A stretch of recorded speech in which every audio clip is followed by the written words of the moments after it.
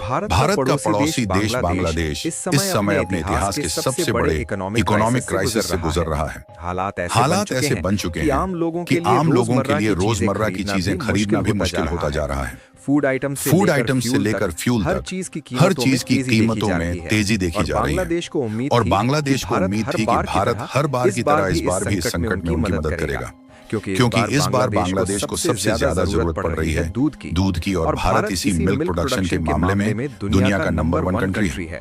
लेकिन शायद बांग्लादेश ये भूल चुका था कि इस बार भारत इनकी मदद नहीं करने वाला, बल्कि इनके गाल पर ऐसा तमाचा मारने वाला है कि दोबारा मुंह उठाकर भारत की तरफ लपलपाने की कोशिश नहीं करेंगे।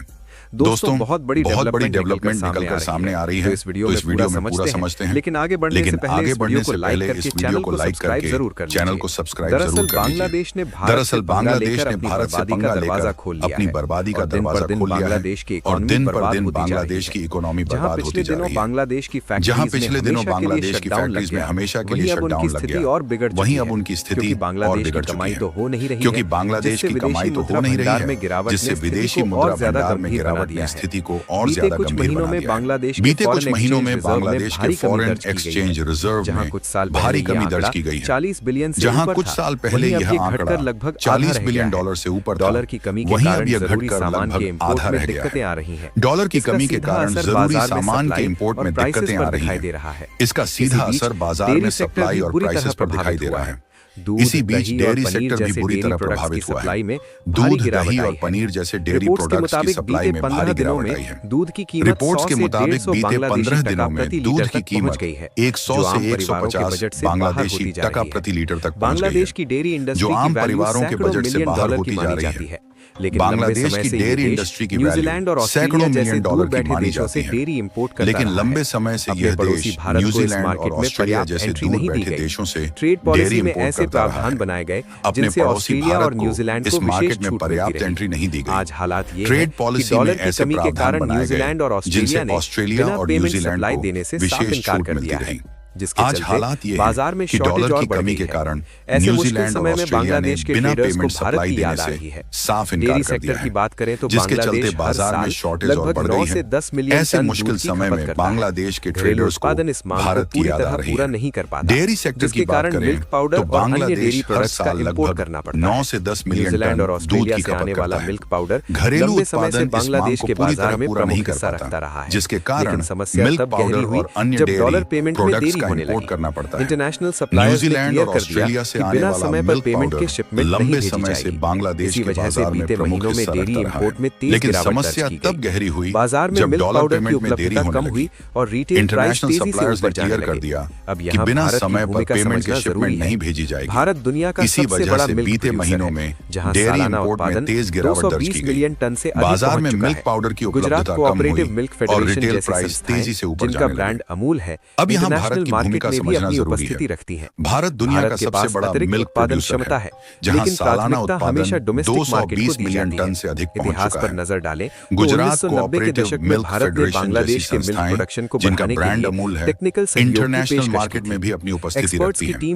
भारत के पास अतिरिक्त उत्पादन क्षमता है, लेकिन प्राथमिकता हमेशा डोमेस्टिक मार्केट को दी जाती है। इतिहास पर नजर डालें तो 1990 के दशक में भारत ने बांग्लादेश के मिल्क प्रोडक्शन को बढ़ाने के लिए टेक्निकल सहयोग की पेशकश की थी। तो उसके ट्रेडर्स एक्सपर्ट्स की टीम वहां भेजी गई थी, लेकिन राजनीतिक और सामाजिक विरोध के कारण वह मिशन आगे नहीं बढ़ पाया। इसके बाद बांग्लादेश ने न्यूजीलैंड और ऑस्ट्रेलिया के साथ ट्रेड एग्रीमेंट कर लिया, जिनमें उन्हें टैरिफ और ड्यूटी में विशेष छूट दी गई।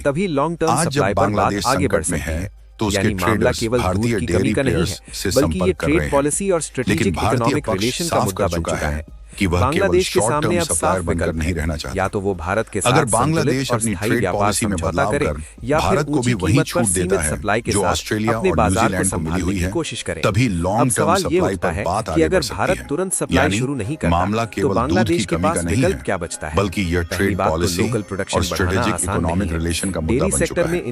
बांग्लादेश के सामने अब साफ विकल्प है, या तो भारत के साथ संतुलित और स्थायी व्यापार समझौता करे महीने या फिर ऊंची कीमत पर अगर सीमित सप्लाई के साथ देशों से अपने ही बाजार डेयरी को संभालने की प्रोडक्ट्स कोशिश करे। तो उसे ज्यादा अब सवाल ये डॉलर खर्च उठता करने है कि पड़ेंगे। अगर भारत रेट तुरंत कॉस्ट, सप्लाई शुरू नहीं इंश्योरेंस करता और तो इंटरनेशनल बांग्लादेश के पास मिलकर विकल्प क्या कीमत बचता को है? और ऊपर ले पहली जाती बात है। तो लोकल ऐसे में प्रोडक्शन बढ़ाना रिटेल आसान मार्केट नहीं में है। दूध और पनीर डेयरी सेक्टर आम में लोगों की पहुंच से इंफ्रास्ट्रक्चर, और दूर हो कोल्ड सकते चेन, हैं। फीड महंगाई कॉस्ट का दबाव और पहले कैटल से ही मैनेजमेंट बांग्लादेश जैसे की कई फैक्टर अर्थव्यवस्था काम को करते झकझोर हैं। रहा है। इन सबको यहाँ सुधार भारत की स्थिति इसलिए अलग है। भारत के लिए भारत न एक्सपोर्ट का केवल फैसला दुनिया का सबसे केवल बड़ा व्यापार दूध नहीं उत्पादक देश है, बल्कि डोमेस्टिक उसका प्राइस डेयरी मॉडल स्टेबिलिटी से भी कोऑपरेटिव जुड़ा होता स्ट्रक्चर पर है। बेस्ड है। भारतीय गांव डेयरी लेवल पर प्लेयर्स का लाखों साफ कहना किसान है इस कि अगर सेक्टर से जुड़े हैं। बांग्लादेश इसीलिए लॉन्ग टर्म भारत के लिए कमिटमेंट देता है, एक्सपोर्ट का फैसला केवल टैरिफ में व्यापार सामान नहीं छूट देता बल्कि है डोमेस्टिक और प्राइस पॉलिसी स्टेबिलिटी को से भी जुड़ा संतुलित होता बनाता है। है, भारतीय तभी डेयरी स्थायी प्लेयर्स सप्लाई का संभव साफ है। कहना है कि वरना अगर शॉर्ट टर्म बांग्लादेश में लॉन्ग भेजी टर्म गई सप्लाई कमिटमेंट देता भविष्य है, में टैरिफ में भारतीय सामान छूट कंपनियों देता के लिए है और नुकसान पॉलिसी का को कारण बन संतुलित सकती बनाता है। है, पहले भी स्थायी ऐसा हो सप्लाई चुका संभव है है। जब वरना हालात शॉर्ट टर्म सुधरने में के भेजी गई बाद सप्लाई भारत को भविष्य में मार्केट से बाहर भारतीय कर दिया कंपनियों गया। के लिए नुकसान इस का पूरे कारण बन सकती घटनाक्रम है। ने एक बड़ा पहले भी संदेश ऐसा हो दिया चुका है है कि जब हालात पड़ोसी देशों सुधरने के के बाद साथ भारत को आर्थिक मार्केट रिश्ते से बाहर कर केवल दिया गया। जरूरत के इस समय पूरे याद नहीं किए घटनाक्रम जा ने सकते। एक बड़ा संदेश दिया ट्रेड है कि रिलेशन पड़ोसी देशों भरोसे के और साथ संतुलन आर्थिक पर रिश्ते टिके केवल होते हैं। जरूरत के समय अगर याद एक नहीं किए देश जा बार बार सकते। पॉलिसी ट्रेड बदलता है रिलेशन या भरोसे और केवल संतुलन संकट पर के टिके समय होते हैं। दरवाजा अगर एक देश खटखटाता बार बार है तो पॉलिसी सामने बदलता वाला है देश भी या सतर्क हो केवल जाता है। संकट के समय दरवाजा अब खटखटाता है बांग्लादेश के तो सामने सामने वाला स्पष्ट देश भी विकल्प है। सतर्क हो जाता है। या तो अब वह अपनी बांग्लादेश ट्रेड के सामने पॉलिसी में स्पष्ट सुधार कर विकल्प है। भारत के या साथ तो वो अपनी बराबरी का ट्रेड पॉलिसी व्यवहार में करे सुधार कर या भारत फिर के साथ बराबरी का व्यवहार करे या फिर इंटरनेशनल मार्केट की महंगी सप्लाई पर आने निर्भर वाले रहे। समय में ये आने वाले फैसला समय में ये फैसला तय करेगा कि दक्षिण एशिया में डेयरी ट्रेड का संतुलन किस दिशा में जाता है। कुल मिलाकर ध्यान से समझा जाए तो बांग्लादेश को भारत एक्सपोर्ट करना ही नहीं चाहता, इसीलिए भारत बहाने बना रहा है। ये बात बांग्लादेश को भी अब समझ आ चुकी है, क्योंकि ध्यान दिया जाए तो भारत अपने डेयरी एक्सपोर्ट को बाकी देशों में बढ़ा रहा है और रिपोर्ट बताती है कि बीते एक साल में इसमें 80% की बढ़ोतरी हुई है। फाइनेंशियल ईयर 2024-25 में भारत ने डेयरी प्रोडक्ट्स का एक्सपोर्ट करीब 1,33,500 मीट्रिक टन तक पहुंचाया, जिसकी कुल कमाई $492.9 मिलियन यानी लगभग 4,200 करोड़ थी। और जिन देशों में भारत ने अपने एक्सपोर्ट को बढ़ाया है उसमें यूएई, सऊदी अरब, बहरीन और अमेरिका के साथ मिडिल ईस्ट के देश शामिल हैं। बाकी आपको क्या लगता है कि बांग्लादेश अगर इंडियन मिल्क प्रोडक्ट को अपनी मार्केट में छूट देकर बराबर समानता देता है तो क्या भारत को एक्सपोर्ट करना चाहिए या फिर उसके बाद भी बांग्लादेश की तरफ नहीं देखना चाहिए? अपनी राय कमेंट में जरूर बताएं और इस वीडियो को एक लाइक करके अपने मित्रों तक शेयर जरूर करें ताकि उन्हें भी जानकारी मिल सके।